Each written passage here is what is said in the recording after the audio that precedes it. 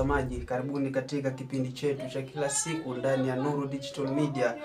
Na leo ambapo tutazungumzia mambo kadhaa yakihusu changamoto na matumaini ya ajira kwa vijana ambao wako katika chuo kikuu.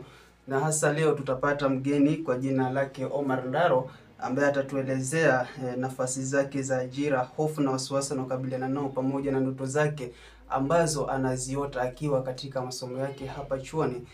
Katika kipindi hiki tutawasiliana na mgeni wetu ipasavyo, ambapo atashiriki mawazo yake kuhusu mustakabali wa ajira na hatua ambazo atachukua endapo vikwazo kupata ajira hapo mbeleni vitamkumba. Karibu sana mgeni wangu. Naam, asante sana Rajab Mwambire. Kwanza kabisa asante kwa kunitambulisha kwamba mimi naitwa Omar Ndaro na nitazidi kuwa Omar Ndaro mpaka hapo tamati, Mungu akipenda. Mimi ni mwanafunzi wa mwaka wa 4 ambao na matumaini makubwa kwamba ninaenda kukamilisha mwaka wangu wa mwisho ili niende kuwania ama kutafuta nafasi za ajira ili nipate kusaidia wazazi wangu ama jamii yangu kwa jumla. Naam. Karibu sana. Katika jamii tunaona kwamba vijana wengi ambao wameenda chuo kikuu huwa na mtazamo tofauti.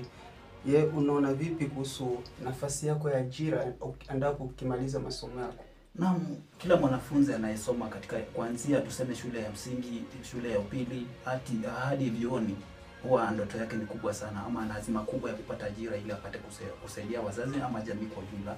Hata mimi azima yangu katika taaluma yangu ambayo ni ya wanahabari ina ile ari kubwa ya kwamba nikimaliza ina ile azima ya kupata kazi ili nisaidie jamii na familia yangu kwa jumla.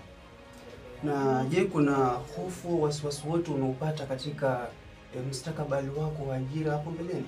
Naam, hofu ni lazima kwa sababu tukiangalia mwanzo hizi taaluma zetu ambazo tunasomea mwanzo ziko na soko kubwa ambao ni watu wengi ambao kwa jumla wamesoma, si chuo chetu cha Rongo peke yake, hata tuseme Kenya kwa jumla ni vyuo vingi ambao wamesomea wanahabari, na tuseme soko ni kubwa sana na wenye wamesoma ni wengi, so lazima hofu kuwepo. Asante sana Bwana Omar Ndaro, na ningependa kujua kama pengine unajua ni kwamba ni ndoto ya kila mwanafunzi endapo akimaliza masomo yake ya chuo kikuu apate ajira baada tu ya kumaliza masomo yake.